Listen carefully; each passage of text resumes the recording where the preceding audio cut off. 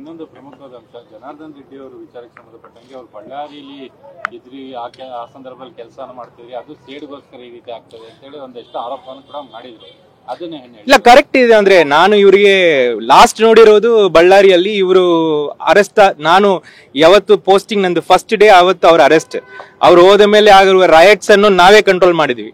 ಅದಾದ ಮೇಲೆ CBI ಎಲ್ಲ ಇನ್ವೆಸ್ಟಿಗೇಷನ್ ನಾನೇ ಅಸಿಸ್ಟ್ ಮಾಡಿದೆ. ಅದಾದ ಮೇಲೆ ಈ ವ್ಯಕ್ತಿಯನ್ನು ನೋಡಿಲ್ಲ.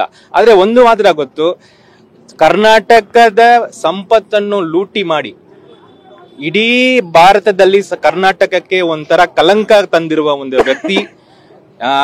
ಇನ್ನೂ ಕೂಡ ಸಾವಿರಾರು ವಿಷಯಗಳಲ್ಲಿ ಅವರ ಹೆಸರಿದೆ.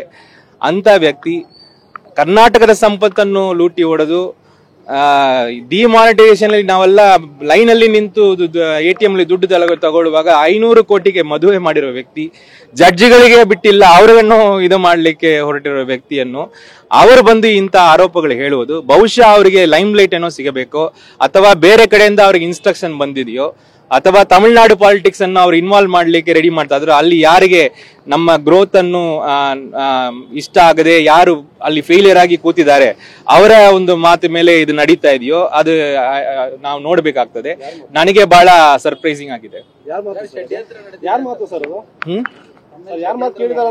ಇಲ್ಲ, ನನ್ನ ಮೇಲೆ ಷಡ್ಯಂತ್ರ ಇಲ್ಲ, ಬಟ್ ರೀಸನಿಂಗ್ ಕೂಡ ನನಗೆ ಅರ್ಥ ಆಗ್ತಲ್ಲ. ಯಾವುದೇ ಒಂದು ಲಿಂಕ್ ಇದ್ರೆ ಕೂಡ ಐ ಕ್ಯಾನ್ ಅಂಡರ್ಸ್ಟ್ಯಾಂಡ್, ಬಟ್ ಇಲ್ಲ, ಅದು ನೀವು ಐಡೆಂಟಿಫೈ ಮಾಡಿ. ಈಗ ಪೊಲಿಟಿಕಲಿ ಮೋಟಿವೇಟ್ ಆಗಿದೆ ಇದು. ನೀವು ನೋಡಿದ್ರೆ ಈಗ ನನ್ನ ಎಂಟೈರ್ ಟ್ವಿಟ್ಟರ್ ಅಕೌಂಟ್ ಅಥವಾ ಎಲ್ಲಿ ಏನೇ ಮಾತಾಡಿದ್ರೆ ಇದೇನೆ ಬರ್ತಾ ಇದೆ. ಆದ್ರೆ ತಮಿಳ್ನಾಡಲ್ಲಿ ಅಷ್ಟು ಜನರಿಗೆ ಗೊತ್ತಿಲ್ಲ ಇದೆಲ್ಲ ಯಾರು ಟಾರ್ಗೆಟ್ ಮಾಡಿ ಮಾಡ್ತಾ ಇರೋದು, ಯಾವ ಕಾರಣಕ್ಕೆ ಮಾಡ್ತಾ ಇರೋದು ಗೊತ್ತಾಗ್ತಾ ಇಲ್ಲ. But it is a very condemnable thing. ಅದಕ್ಕೆ ಲೀಗಲ್ ಆಗಿ ಏನ್ ಮಾಡ್ಬೇಕು ನಾವು ಮಾಡ್ತೇವೆ.